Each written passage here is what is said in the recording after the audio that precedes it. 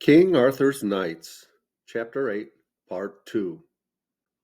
Sir Owen and the Fountain. Take thou the path thou seest through the wood behind the castle. Follow that till thou comest to a glade wherein is a great mound. There ye will see a stone slab. Knock on that 3 times, and the trollman that dwells therein will tell thee thy further way. Sir Owen marked how evil was the smile with which Sir Dewin said these words. But Sir Owen thanked him, and then he was shown to his pallet, and all retired to rest.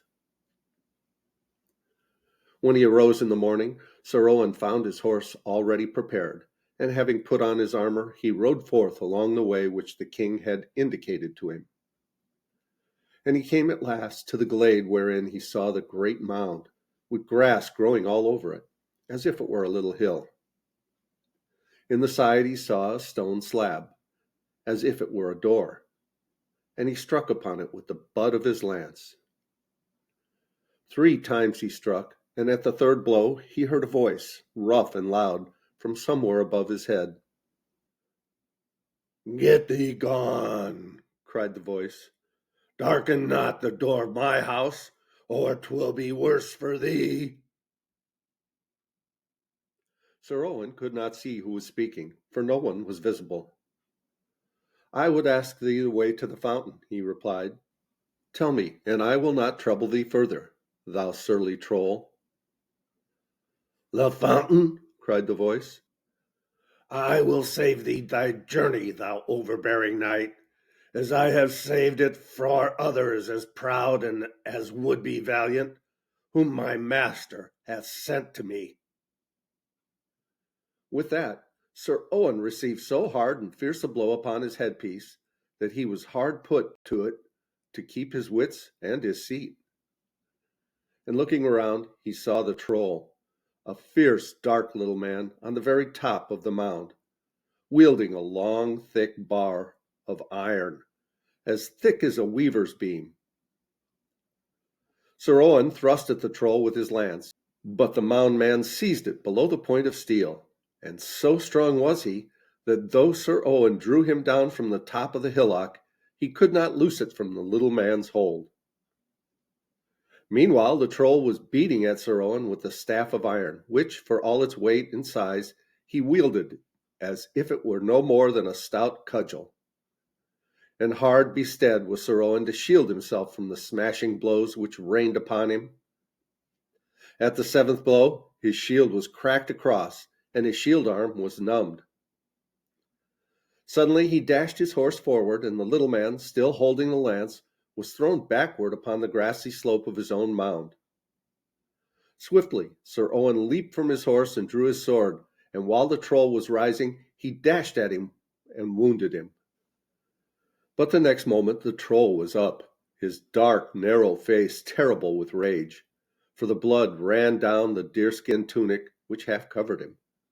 And then the blows of his iron rod came thicker and faster, while he moved so swiftly round about the knight that Sir Owen, though he thrust quickly and fiercely, could not strike him again.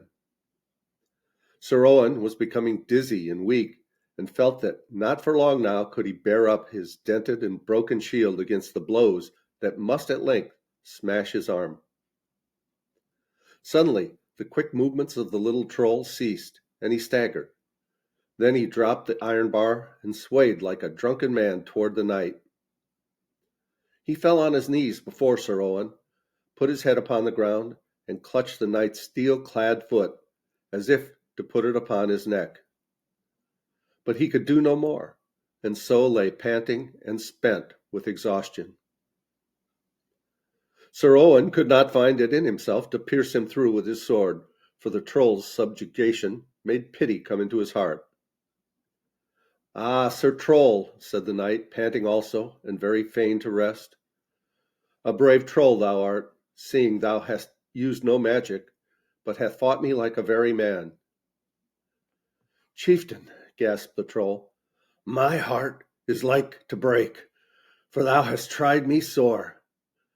Never yet hath a knight that sought the fountain withstood my rod as valiantly as thou hast, and thou hast put my strength all to naught. But I know not why thou didst try to slay me, said Sir Owen, seeing that I did but ask thee to show me my way to the fountain. I am the slave of him that overcometh me, answered the Troll, and I must do his bidding. Sir Duin did conquer me by evil wizardry, and he sent thee to me with the 3 knocks on my door, whereby I knew he commanded me to slay thee. Well, and what wilt thou do now, valiant Troll?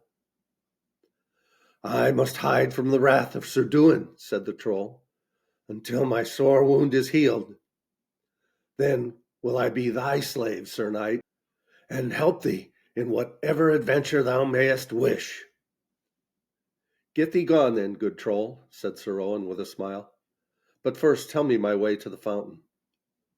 Wherein the Troll showed him the way, and gave him certain directions, and then said, Chieftain, thou wilt conquer in all thy fighting, and great honor and reward shall be thine. But beware thee of leaving the side of her that shall love thee, for more than a night and a day, or long woe shall find thee. And do thou take this, for it may find thee friends. And the Troll, whose name was Disset, held toward him a blue stone upon a silver string.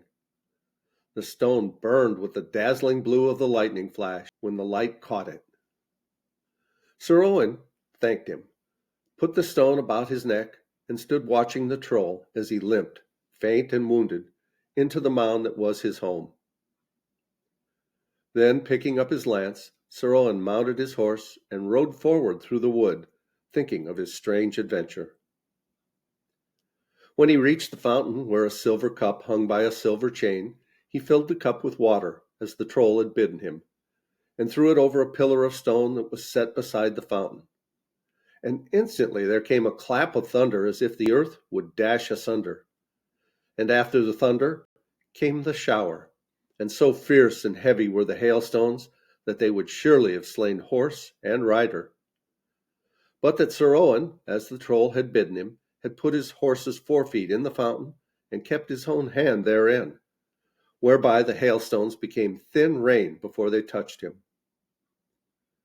Then the sky became bright, and the flock of birds descended on the trees and began to sing. But Sir Owen heeded them not, but mounted his horse, dressed his shield and lance, and prepared for the combat. There came a mourning cry through the wood, and a sky-blue knight on a high-stepping destrier dashed through the trees toward Sir Owen and came against him, lance in rest. Whereupon Sir Owen put spurs to his horse and furiously rode against the knight. At the first onset each broke his lance, whereat they drew their swords and lashed at each other most fiercely. Sir Owen fainted, and then quickly recovered.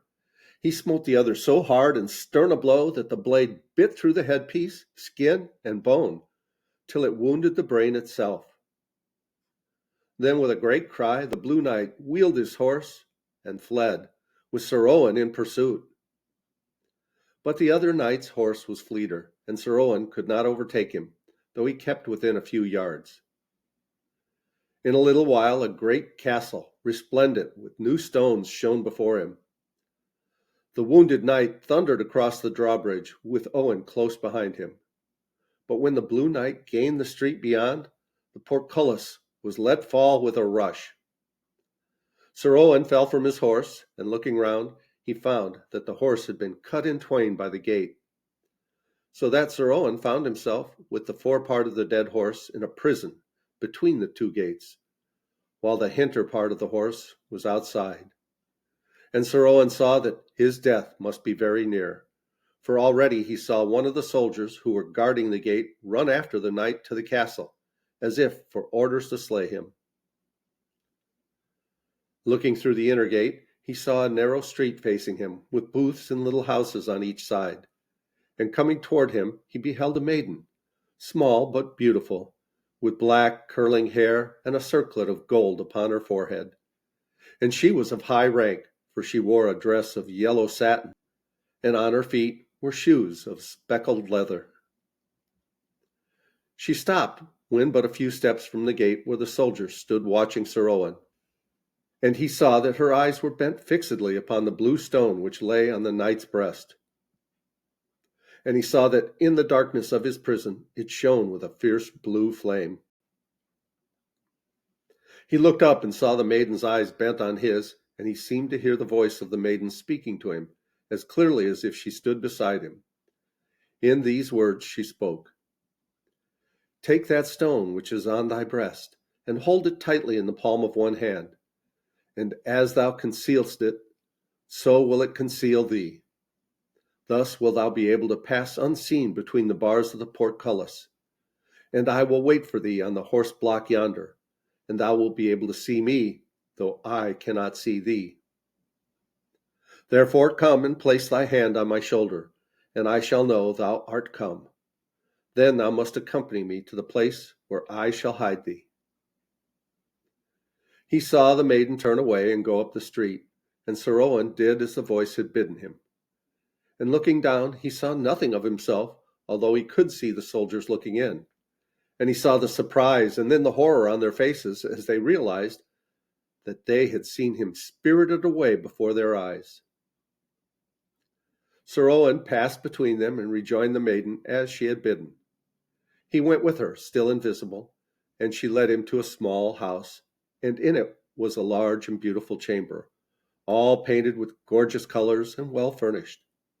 And there she gave him food, and he rested securely until late in the afternoon.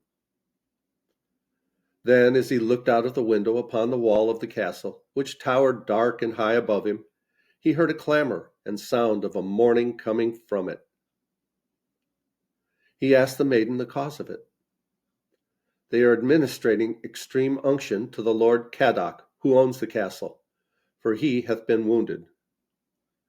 "And who art thou, that thou shouldst save me, who am a stranger?" he asked of the maiden.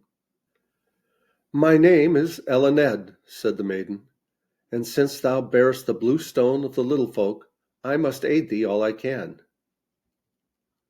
At that time she would tell him no more, but shortly left him to his rest, saying she would come to attend upon him again at the dawning. In the silence and darkness of the night, Sir Owen awoke by reason of a woeful outcry and lamenting, and then he knew that Earl Cadoc, the Knight of the Fountain, was dead from the wound he had given him.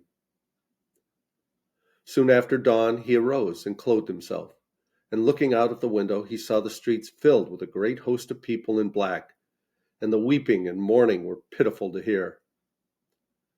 Knights with their armor craped rode in great companies before him. Then came the men-at-arms with weapons reversed. Then the ladies of the household, and after these the priests came, and in their midst was the briar.